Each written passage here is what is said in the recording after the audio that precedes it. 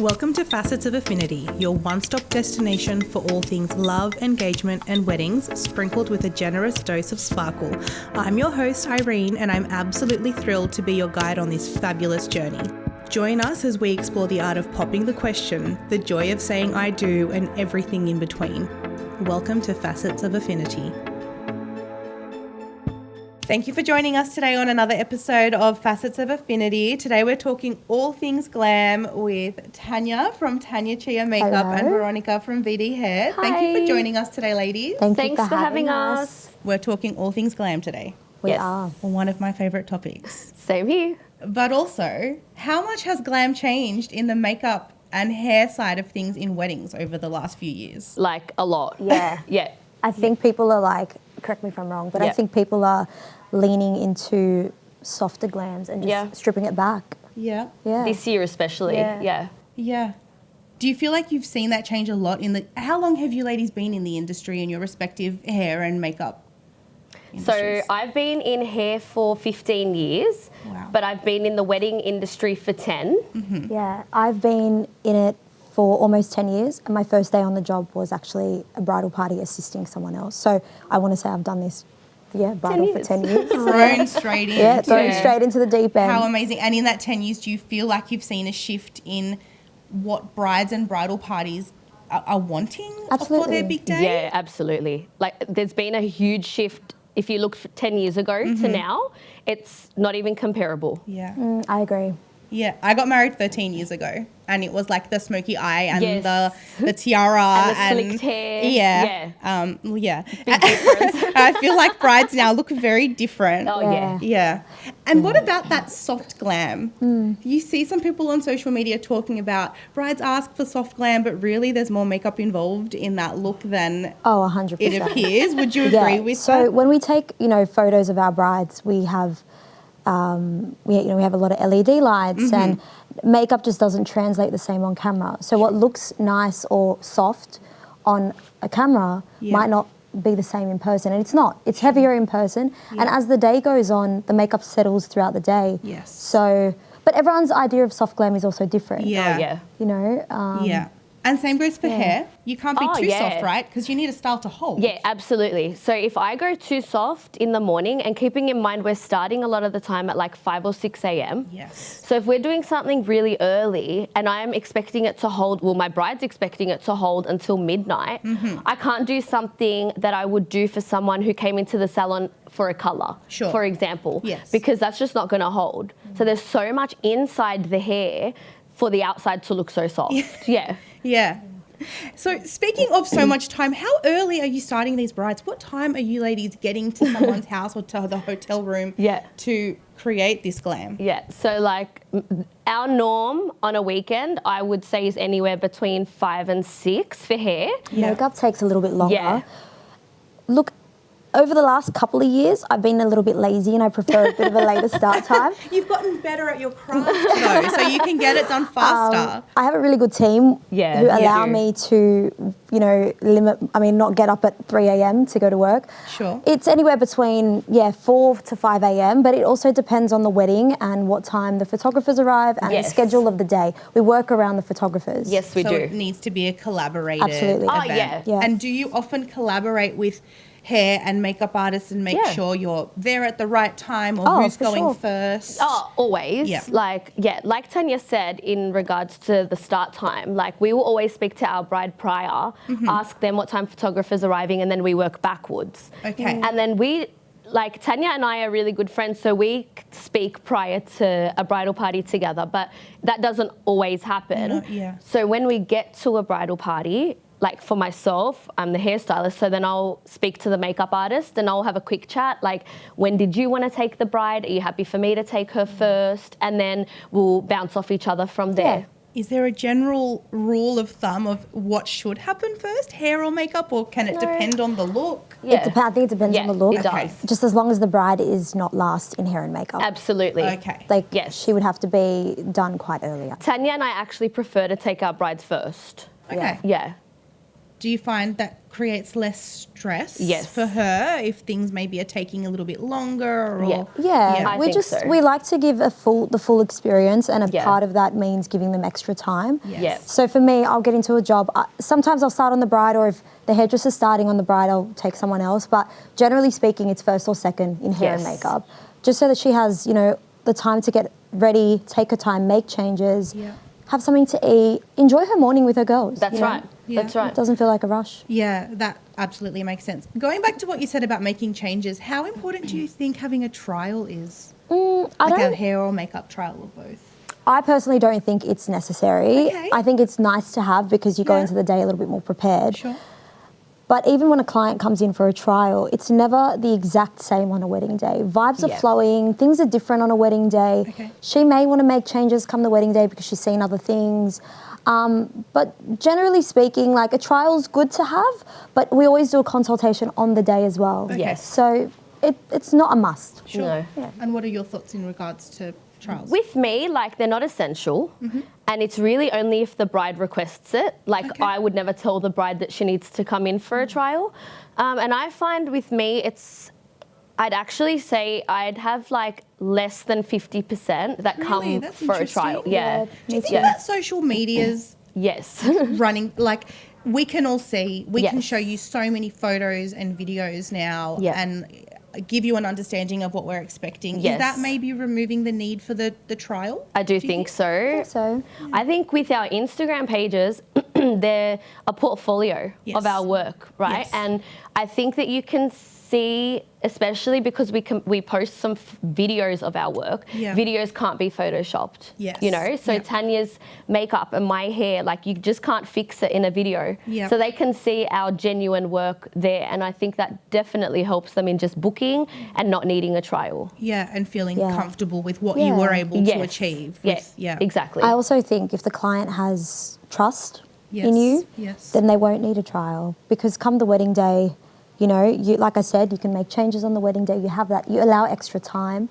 And I also think on the wedding day, I know that I'm always way more inspired, and I always perform under pressure. Yeah. Whereas Yeah, for a it's trial, I'm different, just in the comfort of my salon. It's different. It is. Yeah, I think so too. Yeah, that's fair enough. Yeah. And what do you think is the best way for you to connect with a client? Do you like word of mouth referrals? Are most of your brides coming through because they found you on social media or because their cousin used you? What's your most popular source of referral? For me, it's definitely Instagram. Yeah, it's important. I think isn't it? social media. That's where I get majority of my inquiries and bookings from. Yeah.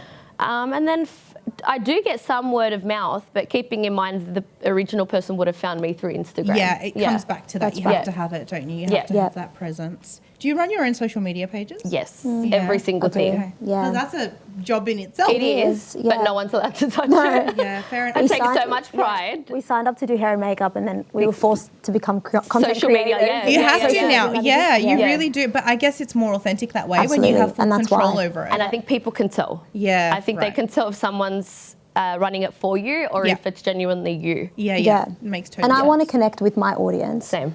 You know, I don't want to just get there on the day and not feel Yes. like I know that person or what they want. Or that they know you. That's yeah. right. Yeah. Yeah, absolutely. And what is the morning like? Like, it can get pretty chaotic, I would assume. In moments where it is chaotic, like you've got a lot of energies going on probably when you walk into a bridal party setting. How do you help to keep it a little bit more calm? Controlled. Or, yeah.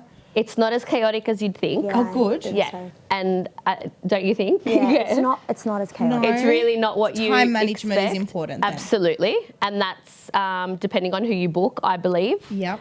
In terms of hair and makeup, because they're your first point of contact in the morning. Yep. And if we're running behind, you're running behind. Yeah. Yeah. So definitely time management is huge. Yeah. But the morning is just the actual hair and makeup side of things. For us anyway, we don't find it chaotic at all.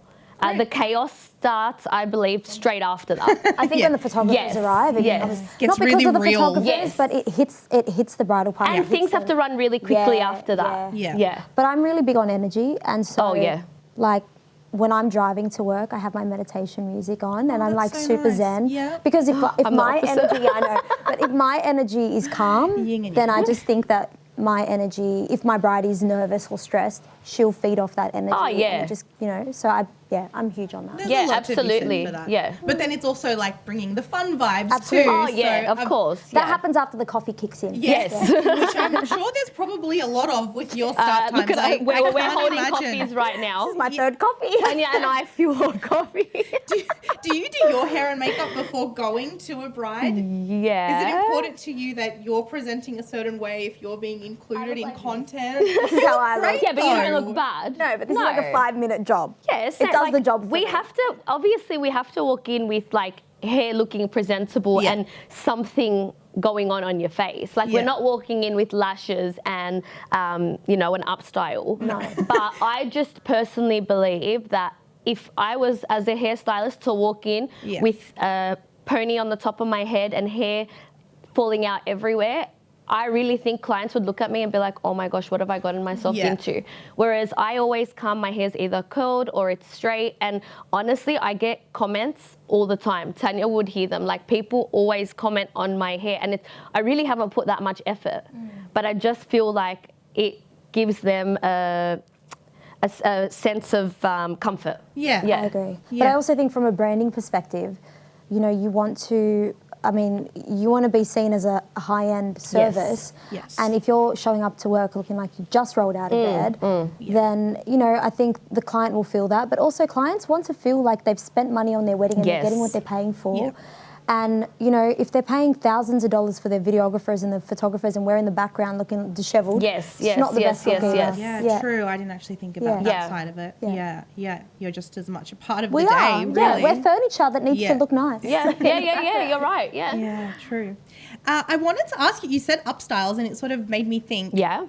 When you have a bride reach out to you, do you ask the bride about the style of her dress, because certain hair or certain makeup might work with certain colours or certain necklines? Is that something that you take into account, or do you just kind of listen to what the bride wants and go, yep, I'll do what you want? No, How do you manage we that? definitely look at the It's dress. a part of the Yeah? consultation. You have to, the whole look has to tie into that. Absolutely. So even if there's not a trial, there's definitely a consultation Absolutely. phase. On the morning though. Yep. Like, so if they haven't come in for a trial, it's not like we're speaking to them over email about what their dress looks like. Okay. But you'll want to see it when you get there. Yeah, absolutely. Like I would never, ever do a bride's hair without knowing what her dress is first, without knowing the cut of the dress on the top, because obviously that's what shows with hair and makeup.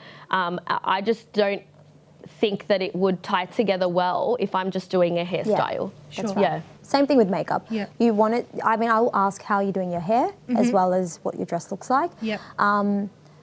Keeping in mind that I want to keep it on brand with what Yes. my style is. Yeah. If someone comes to me and says, oh, I want a, grey smoky eye Yeah. or, purple, colourful look on my wedding day, I'd say, look, I'm probably not the makeup artist for you. Yeah, I would sure. recommend this instead, you Great. know? Yep. And it's a collaborative thing. You have to work with your client, but you also have to work Yes. with everyone else that's tied into that look. Yeah, and that's a really respectful way to approach that. Yeah. And also being able to offer another person to help them. You're not Absolutely. completely shutting them Well, down. I'll do that after I've given my suggestion on yeah. makeup and if they want to take it or not. Instead of the purple smoky eye, what Yeah. about this? Can we do this Soft instead? glam. Yeah. Yeah.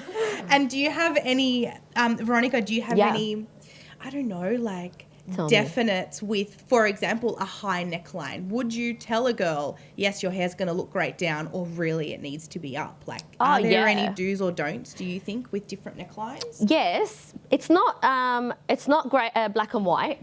I think like a certain high neckline may look good with hair down, but I'd suggest having their hair down and sitting behind their shoulders rather than sitting to the front. Yeah. Because then if you looked at them, all you would see is hair. Yes. And it'd be covering so much of the Yes. dress. Yeah. Whereas a lot of high neck dresses, would look really beautiful with their hair up, but not everybody is comfortable with their hair up. Yeah, it's a tricky one, isn't it? So that's where the consult comes in. That's where we have a chat, see what they're comfortable Yeah, with, that's and right. sit in front of a mirror. She needs to be sitting in front, my bride needs to be sitting in front of a mirror, and I have a play with her, and then she can see if she feels like something's going to suit her or not. Yeah. That makes total sense. Yeah. Are there any big do's or don'ts in makeup with, I don't think in my mind that something like a neckline would affect, but I could be wrong. I'm thinking more like colours or tones of, you know. Look, I mean, with the consultation, it's all about the balance between what the client wants, my style, and what I'm good at, and then also what is going to suit them. Because you probably know. You know what's probably going to work for different with experience, faces. you learn, you know, and sometimes a client might bring a photo and go, I want this, but it's a photo of someone else, and it might not look the same on them. It won't look the same on them because everyone's different. Yeah. So really for us, it's like it's not like Veronica said, it's not black and white. Yeah. And colour-wise, I mean, you know, we just try and keep it neutral, something timeless, something that won't date. Something that'll photograph well. Something that will photograph well. Yeah. You know, I always think of, my sister's going to hate me for sharing this story, but I'm going to share it anyway. That's okay. We won't tell her.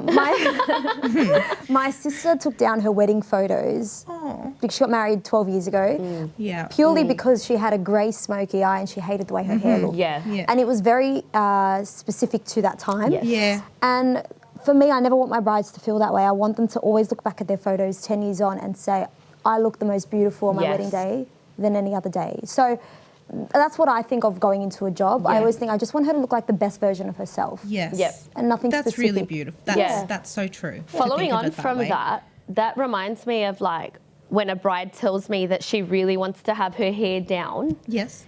But her mum, for example, or her aunties, or everybody around her is telling her no, a bride needs to have their hair up, right? Yes. Yeah. And then I'll say to her, that's why what Tania said just reminded me of it. I'll say to her, these are your wedding photos.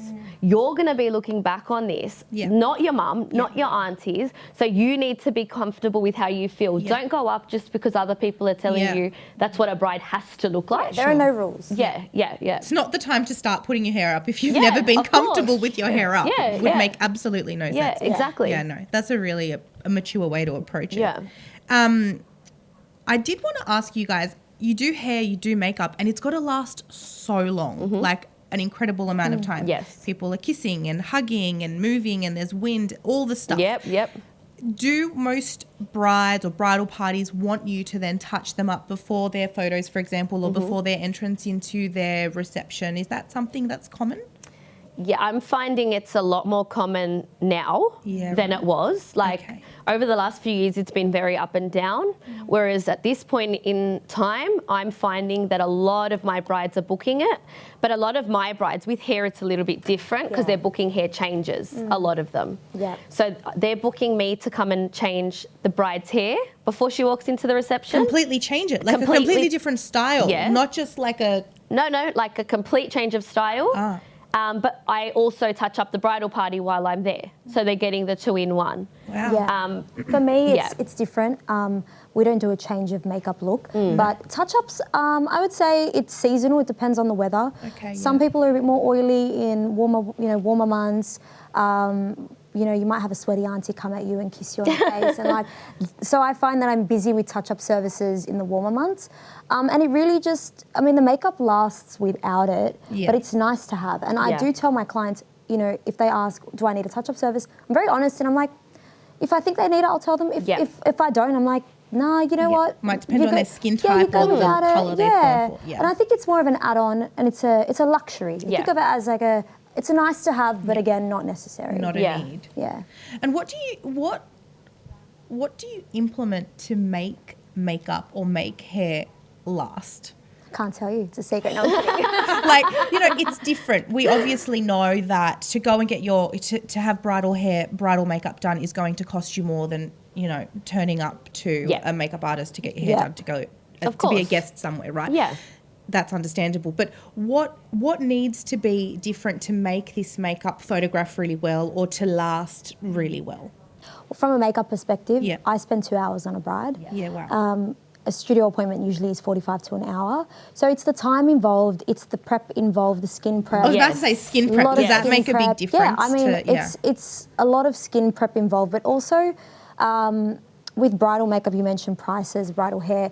Yes, the prices are more expensive.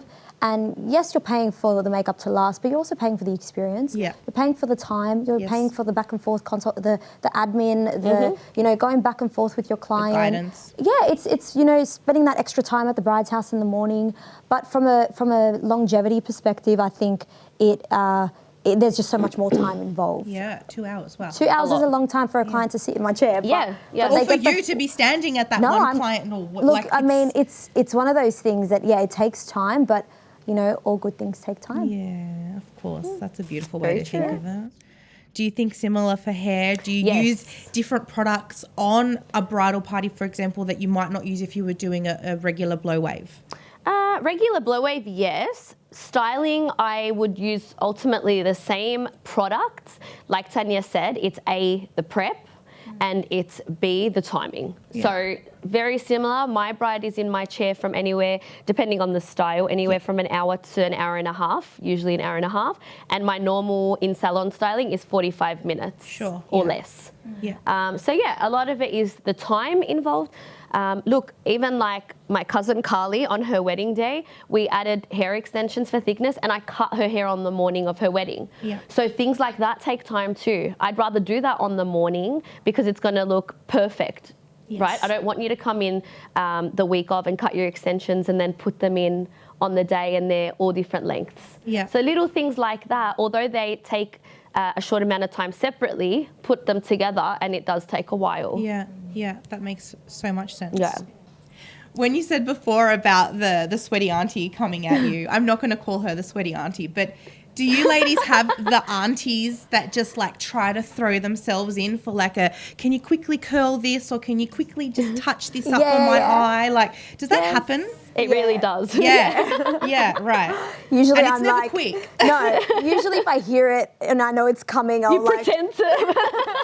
But no, if it's going to take me 5 minutes, I'll do it. Yeah. But if it's something that is going to delay the bride, I'll say no. Yeah. That's like me. Like if it's honestly something where I can do it or my assistant can do it, we'll add it on. It's not an issue.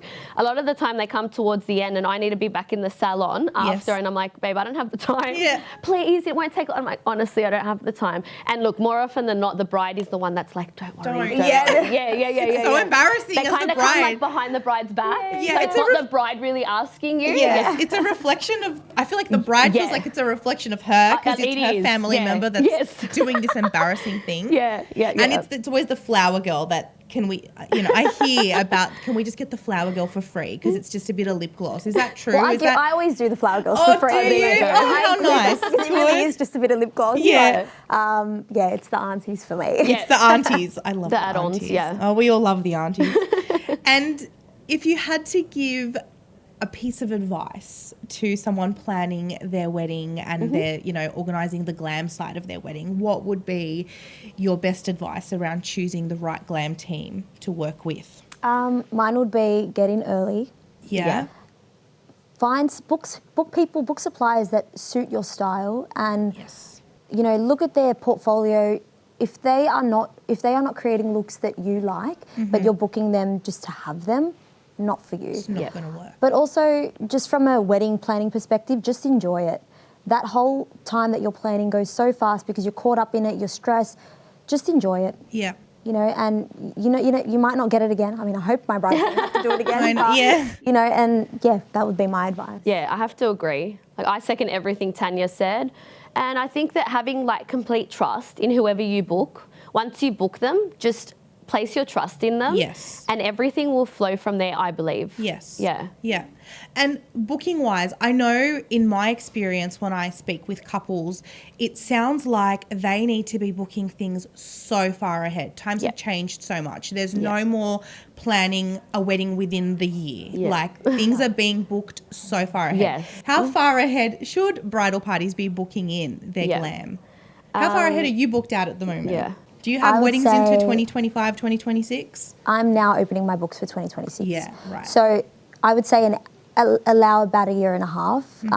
But, on the odd occasion, you'll have a weekday that is free. So weekday weddings, I would say you have time. Yep. Yeah. Weekends, Saturdays and Sundays tend to book up pretty fast. Yeah. I'm finding lately, so I've got I've got weddings booked until December of 2025 and then a wait list for 2026. But in saying that, I'll have random weekends available, like a random Saturday or a random Sunday.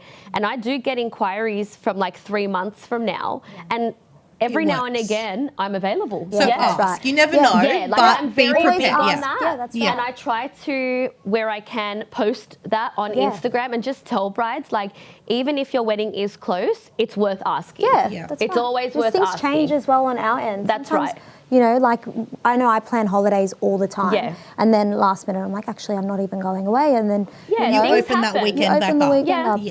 So you just never know. But in saying that, you can ask for a date that's 2 years away and it's not available. Yeah. So the earlier the better. And do you take deposits that far ahead from people booking? Yeah. Always. Yeah. Okay. Yeah. But also to add to that, clients now, what I'm finding is brides are booking before they get engaged. A lot are, What? Before they get engaged? So generally speaking, a lot of girls know it's coming. Yeah. So the couple will book their wedding, book all their supplies that they want because they know they don't want to miss out on those suppliers. And we've had, Tania and I have had brides book us before they've booked anything else. They have literally spoken to their reception and then contacted Tania and I and said, we only want you guys for hair and makeup, and locked us in, and then get engaged a couple of months after that. It's definitely a big one. It probably sets the tone of the whole bride's look and the theme in a way. But I wouldn't have thought before they got engaged. Yeah. It's happening more often, I think. Very, very often. Yeah. Do you ever get asked to do men's hair or makeup? Some men now are wearing, a bit of makeup or want to look a bit more fresh on the day. Is that something you've ever done? I don't. Have you ever? Well, I'm never really. I feel like if there's a brother of the bride or a dad who has like some dark circles, I'll conceal it. Yeah.